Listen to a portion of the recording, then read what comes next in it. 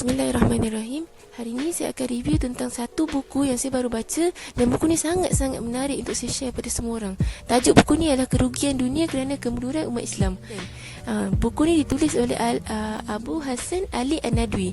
Dia merupakan seorang ulama yang dilahirkan di India.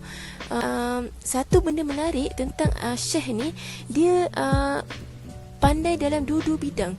Mak dia merupakan hafizah Quran, abang dan kakak dia ialah doktor perubatan. Jadi dia ni kan, baik agama pun dia memang mahir, ilmu dunia pun dia mahir. Dia merupakan seorang guru.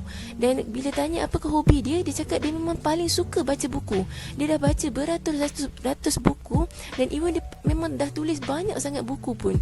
So apa yang hebatnya tentang buku ni yang saya rasa menarik sangat, sebab kan awal-awal penulis dia buka buku ni dengan ceritakan tentang zaman sebelum Islam ni wujud lagi. Macam kita tahu, macam kita belajar dalam sejarah juga, ada tamadun-tamadun besar macam tamadun Rom, Parsi, Yunani, Greek, India dan macam-macam lagi. Tapi rupa-rupanya kan, yang kita tahu tu hanya sedikit saja. Apa yang penulis ni tulis dalam buku ni rupanya banyak sangat yang saya pun baru tahu. Rupanya tamadun-tamadun sebelum ni memang satu tamadun yang hidup dalam keadaan yang sangat hina dan lemah. Contoh saya ambil tamadun Rom kan. Kalau kita tengok tamadun Rom ni, dia suruh contoh kan, dua orang lelaki akan bergaduh dalam Kolosium untuk hiburan raja-raja mereka. Bangsa Eropah pula, bangsa barat ni yang kita tengok sekarang ni macam maju, dia orang lah lead the world sekarang ni. Tapi bila kita kaji sejarah bangsa Eropah, bangsa barat ni, rupa-rupanya dia orang ni dulu pernah hidup dalam keadaan yang sangat-sangat hina dan kotor. Dia orang ni kalau bangkai-bangkai mayat mati kat tengah jalan, dia orang akan biar je bangkai-bangkai tu selama berbulan-bulan sampai busuk. So macam itu bangsa barat yang kita sekarang kagum-kagumkan tu. Dan banyak lagi lah tamadun-tamadun dulu yang penulis ni bawakan dan ceritakan betapa sebenarnya hinanya tamadun-tamadun ni sebelum Islam datang. Dan kita tengok satu-satunya agama bila mana dia berada ke atas, dia bukan takat bagi rahmat tu kepada orang mukmin saja, orang Islam saja, tapi dia juga bagi rahmat tu kepada seluruh manusia, baik kafir pun. Bila mana Rasulullah kan memegang negara Madinah, manfaat tu dapat pada orang Yahudi dan juga orang musyrikin juga, bukan hanya pada orang Islam. Kita boleh tengok tu dalam Piagam Madinah.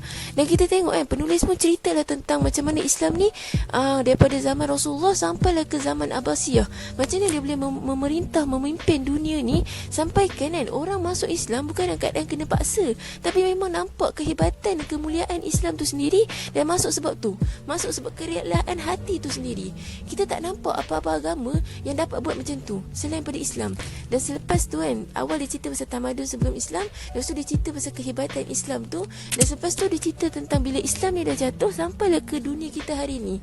So kita tengok sekarang ni manusia berpusu-pusu untuk mengejar material tu. Satu pemimpin jatuh, satu pemimpin akan naik. Satu negara yang zalim jatuh, satu negara yang zalim lain akan naik.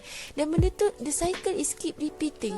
Manusia memang nampak macam teknologi tu semakin membangun, bangunan semakin tinggi, manusia semakin maju daripada segi intelektualnya. Tapi adakah manusia semakin, nilai kemanusiaan tu adakah semakin meninggi ataupun menurun? Nulis ni, bila dia tulis buku ni, dia bukan bercakap melalui kata-kata kosong, tapi dia memang kaji semua daripada satu sejarah yang memang benda tu dah pun berlaku.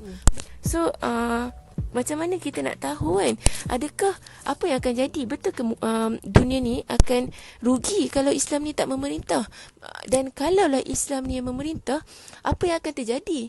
Apakah pengaruh Islam tu akan buatkan dunia ni menjadi semakin baik? Apa yang ada pada Islam tu sendiri? So kalau nak tahu, kenalah baca buku ni. InsyaAllah tu je lah untuk review saya hari ni. Moga bermanfaat.